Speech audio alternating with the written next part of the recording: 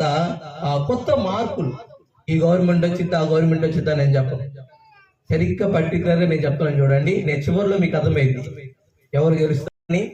ఒక రాష్ట్రంలో ఉన్న ఒక ఒక నాయకుడిని ఇది చేద్దామని చెప్పి అనేక మంది 100 కోట్లు, ఒక వ్యవస్థ 100 కోట్లు ఎట్లయినా ఇతను రాకూడదు, 100 కోట్లు ఇచ్చి ఒక ఇది జరుగుతుంది. కానీ అతనికి వాగ్దానం ఉంది. ఏం చేస్తాం? అతనికి వాగ్దానం ఉంది. ఒకవేళ అతను దేవుని కృప ఉంటే అతను గెలుస్తాడు అంతే. అంటే చూడండి, దేవుని పెట్టి అర్థమవుతుంది మీకు.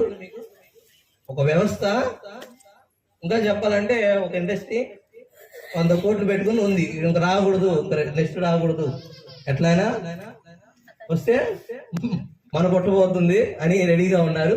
దేవుని చిత్తం. ప్రైజ్ ది హల్లెలూయా. కానీ దేవుని బిడ్డలారా ఒకసారి చెప్పండి కొడదామా, ప్రార్థన చేద్దాము.